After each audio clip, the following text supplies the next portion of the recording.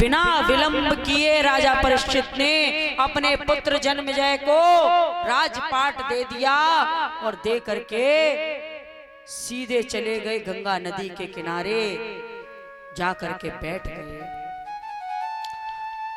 जब कोई धर्मात्मा मरने वाला होता है तो सबसे ज्यादा कष्ट संतों को होता है।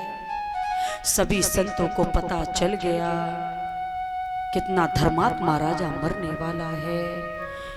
उनकी मुक्ति के साधन के लिए उनको मुक्ति 7 दिन में कैसे मिले, सभी ऋषि मुनि वहां एकत्रित होने लगे।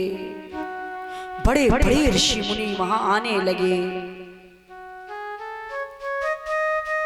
गुरु वशिष्ठ पाराशर शक्ति तो रहे नहीं, अत्रि मुनि जितने ऋषि मुनि हैं सभी वहां आ गए।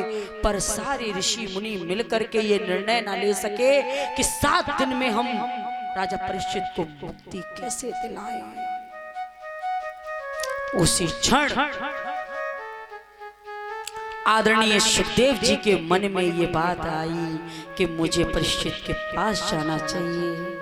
पहली बार ऐसा हुआ कि कुआं प्यासे के पास आया। पहुंच गए सुखदेव जी। जैसे ही उन ऋषि मुनियों के समक्ष पहुंचे सभी ऋषि मुनि उठ करके दंडवत लेट गए। राजा परीक्षित ने देखा ये क्या, ये 16 वर्ष का बालक और ये इतने जो लाखों वर्ष से चले आ रहे ऋषि मुनि, इनको देख करके दंडवत क्यों हो गए, उठ के क्यों खड़े हो गए। यानी कि यही हैं जो मुझे मुक्ति दिला सकते हैं। बिना विलंब किए उनके चरण को पकड़ लिया। और देखिए हमें और आपको यदि कोई विद्वान ब्राह्मण या विद्वान कोई ज्योतिषी मिल जाए तो हम सबसे पहले क्या पूछते हैं, ने का हाथ देख के बताइयो मैं मोड़ा का ब्याह कब होगा, 10 बीघा तो ले लो, 100 बीघा और कब लूंगो। पर हमने और आपने कभी नहीं पूछा, हे ज्योतिषी आचार्य ऐसा क्या कार्य करें कि इस पंच भौतिक शरीर से हमें मोक्ष मिल जाए। जबकि मृत्यु सत्य है, जीवन धोखा है, पर हम धोखे में जी रहे हैं प्यारे। क्यों? राजा परीक्षित ने सुखदेव जी के चरणों को पकड़ लिया और पकड़ करके बिना विलंब किए प्रश्न कर दिया कि जिसकी मृत्यु 7 दिन में होनी है उसे क्या करना चाहिए। राजा परीक्षित के बात को सुन करके आदरणीय सुखदेव जी गदगद हो गए। देखिए वैसे तो सुखदेव जी कहीं रुकते नहीं, इतनी ही देर रुकते हैं जितनी देर में गाय दूध देती है ना, उतनी ही देर ठहरते थे, वरना चले जाते थे। लेकिन परीक्षित जी की इस बात को सुन करके सुखदेव जी गदगद हो गए। कहा, हे परीक्षित,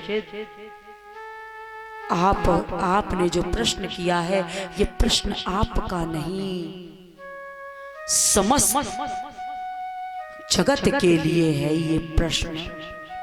क्योंकि सबकी मृत्यु 7 दिन में ही होनी है, जन्म भी 7 दिन में, मरण भी 7 दिन में। इस 7 दिन में ही हमें मरना है। लेकिन तुम तो कहोगी कि ब्यास जी हमने रिचार्ज तो 1 महीना को कराए लो है, 7 दिन में ही मरवाए रहे हो तुम तो हमें। एक क्षण का पता नहीं है लाली कि ब्यास जी यहाँ बैठी एक क्षण में क्या हो जाए। फिर क्यों आगे की हम सोचें, अभी जो चल रहा है उसे सोचे ना। परीक्षित की इस बात को सुन करके सुखदेव जी ने कहा, हे राजन, तुमने जो प्रश्न किया वो अति उत्तम है। तो राजन, जल्दी मरने वाले को एक कार्य करना चाहिए। क्या? श्वास श्वास पर कृष्ण भज, वृथा सांस मत खोए, ना जाने इस श्वास को आवन होए न होए। हे राजन, श्वास श्वास पर गोविंद भजो। क्यों है ये श्वास? हाथ में माला लेके ही रट पाओगे। श्वासों की माला इस शरीर में ही सर्वस्व छुपा है प्यारे। सांसों की माला पे सिमरू में सीताराम, कहते हैं ना कि सिमरू में सीताराम। हाँ? कि मन तेरा मंदिर, आंखें दिया बाती, होठों पे है थालियां, बोल फूल बाती, रोम रोम जीवा तेरा नाम पुकारती, ओ गोपाल तेरी आरती। नकली फूल को चढ़ाओगे, सुबह चढ़ाओगे, शाम को मुरझा जाएगा। शरीर में ही सब कुछ छुपा है। प्रेम से बोले वृंदावन बिहारी लाल की। सुखदेव जी ने कहा, राजन मैं तुम्हें जो श्रीमद् भागवत महापुराण अमृत पिलाने जा रहा हूं, यही तुम्हें 7 दिन में मोक्ष दिलाएगी। इसके लिए राजन तुम जिस आसन पे बैठते हो पहले उसे जीतो।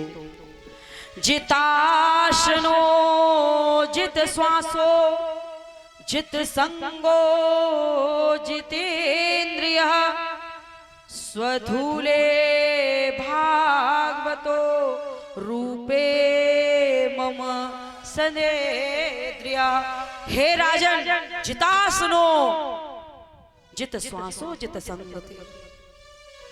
जिस आसन पे आप बैठे हैं उस आसन को जीतिए, उस पे बैठने की आदत डालिए। जित श्वासो, अपने हर एक श्वास की माला पर गोविंद को भजिए। जितेंद्रिय, अपनी इंद्रियों को जीतिए, अपनी संगति को जीतिए। इंद्रियों में सबसे खतरनाक इंद्री है नेत्र। कहीं मैया बहुत बड़ा पेड़ लगो हुए, उसमें आम हो, वो भी पके पके। देखा किसने? आंखों ने। गया कौन? पैर। तोड़ा किसने? हाथों ने। खाया किसने? मुंह ने। इतने पे रखवाले ने देख लिया तो पिटा कौन? पीठ। फिर रोया कौन?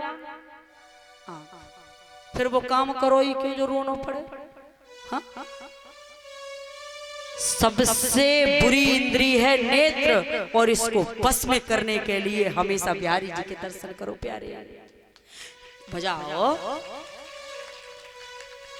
बिहारी जी के दर्शन करते रहोगे ना तो गलत चीज देख करके भी अनदेखा कर दोगे। गोपाल की कथाओं को सुनते रहोगे ना तो 4 लेडीजें जहां गाली दे रही होंगी ना वहां से भी हट जाओगे। राम राम राम राम।